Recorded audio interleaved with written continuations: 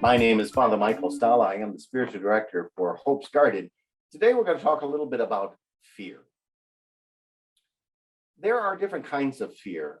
Fear is connected to the word anxiety. Fear can be connected to the instinctual feelings of preservation. Some fear is very good. I perhaps have a fear of heights. As a child, if you have a little bit of fear of heights, you stay away from the edge. That's a good thing. A child without fear of heights plays on the edge and risks falling. So some fear is very good. It keeps us safe. From the experiences of life, or perhaps even just from anxiety, sometimes we have overactive fear that limits our ability to live fully, to live a normal life, a life that you can be holy and happy. But we want to stay safe too. So our goal really is not to eliminate fear completely, but to have fear in check, to have a reasonable amount of fear, the kind of fear that is just risk assessment, ultimately. If there's a person in your life who has been cruel to you in the past, had done something that betrayed you, you might be afraid to trust them again. Guess what? That's normal fear. Yeah, protect yourself. You probably should have a normal level of fear. This person has proven to you that you can't trust them. Now, perhaps they could regain that trust if they've demonstrated that they have changed enough, but that fear right then and there is really your defense mechanism. All right, so that's a normal level. Here's where fear gets into that anxiety level, when it gets to the point of it's debilitating, where it prevents you from being happy and holy and doing the things you want to do.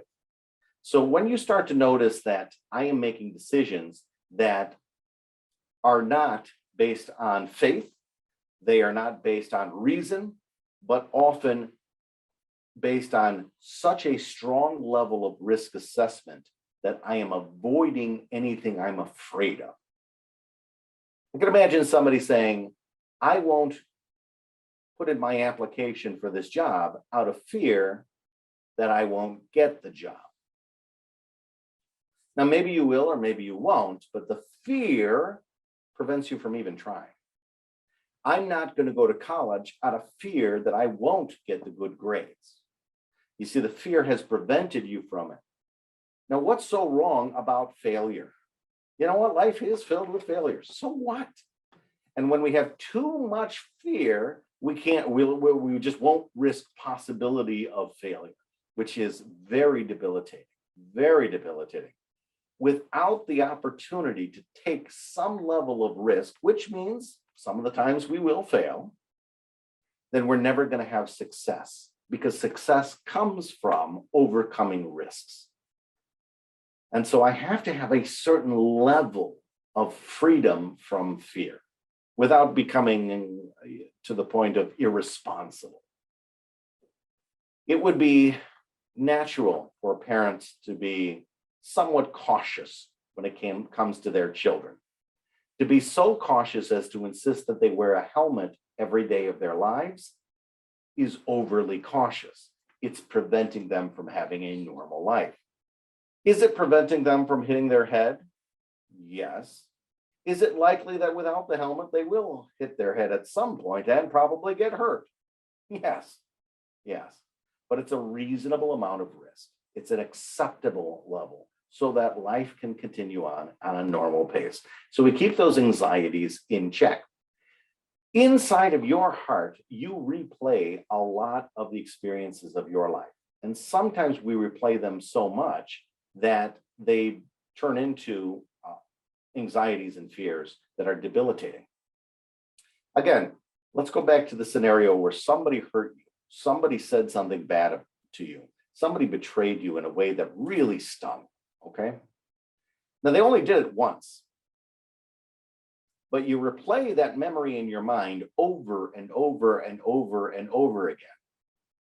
So it feels to you like they've done it 100 times. And if somebody did something bad to you 100 times, you would begin to be really affected by that. They haven't, they've only done it once, but you've replayed it so many times that you felt the pain 100 times. And in feeling that pain 100 times, you've increased your anxiety beyond reason. So you really have to often work with someone else and put it in the context of prayer to see through the truth. When we see through the truth, I can imagine that some people would find a great freedom from that. We don't want to put you in harm's way. We don't want you to do unnecessary risks, but we do want you to live free and holy and happy lives. Somebody who does not have any checks or balances on their fear might say, all men, making a generalization, all men are bad and dangerous. So I will avoid all men. All relationships risk getting my heart hurt. So I will never get close to anyone. These generalizations then limit the possibility of his success, limit the possibility of joy and happiness and holiness. You can see, boom, boom, boom, boom, boom, boom, boom. What can you do to mitigate those fears?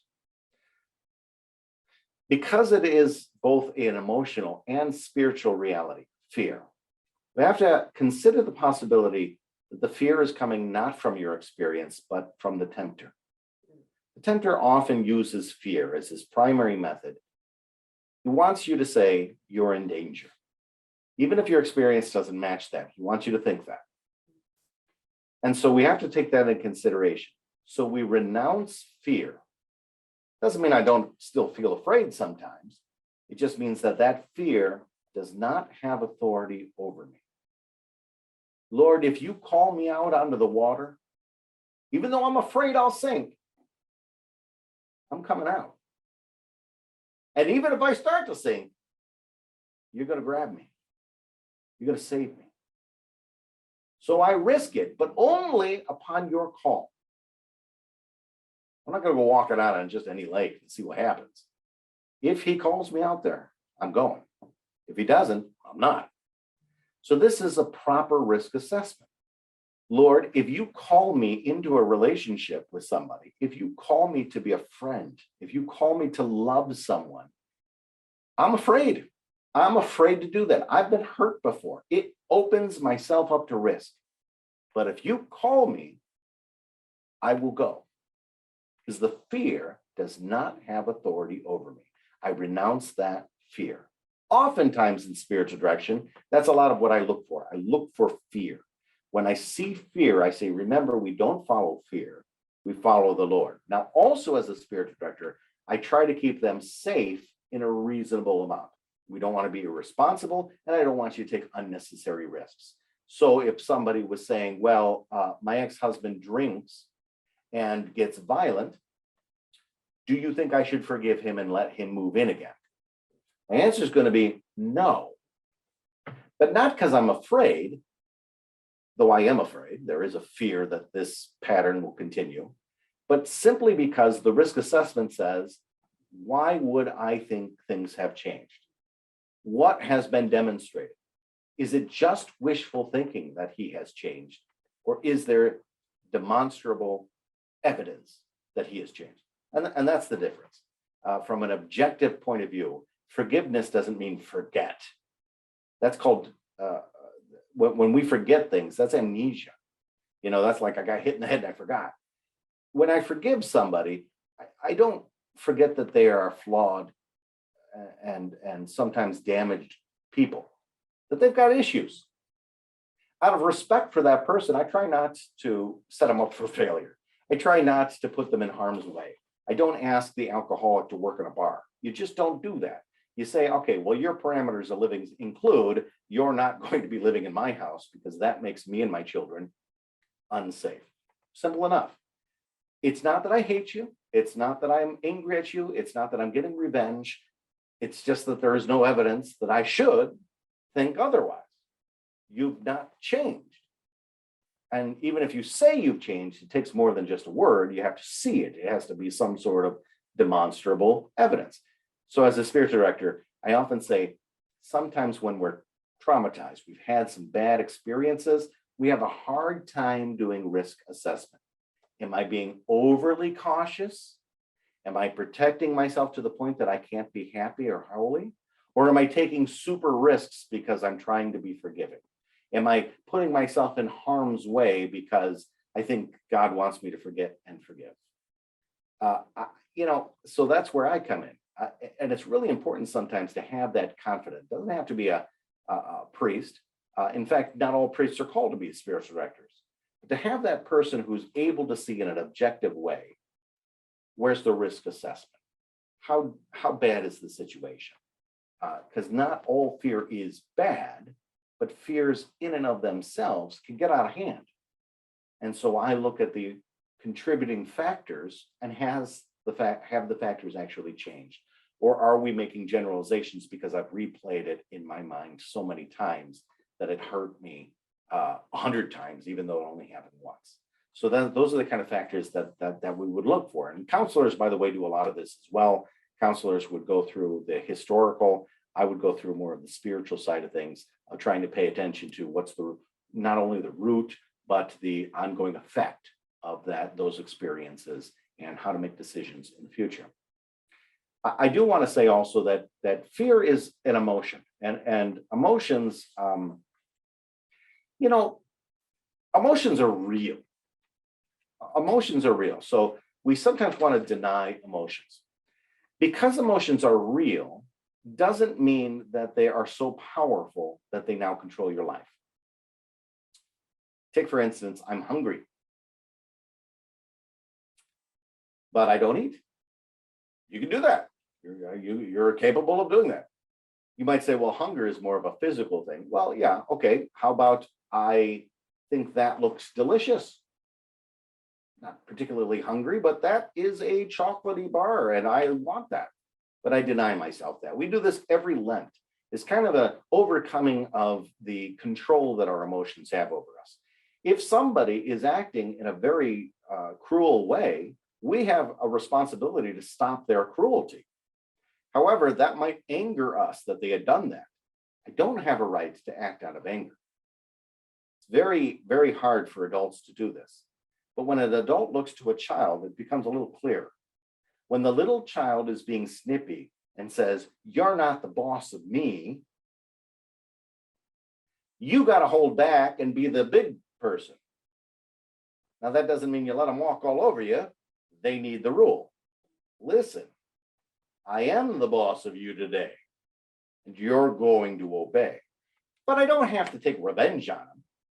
What do I got to do that for? Did they really hurt my pride? That's too delicate of a pride. Let that go. So the emotion of fear doesn't have control over you. You make decisions even while you fear something. A lot of fear is expectations of the future based on your experience in the past. That's a lot of where the fear comes from. So I want you to have that freedom to say, it's just an emotion. It's real. It has an effect on me, but it doesn't control me. I am more in control than my emotions. A person who is not in control of their emotions is immature and, quite frankly, dangerous. Quite frankly, a person you would not want to be with. You have to be in control. You are responsible, even if you're feeling that. So even a soldier has to overcome their fear to say, I got to do my duty for my country and my family. It's just what you got to do. So the emotions are real, but they're not in control. And that's important.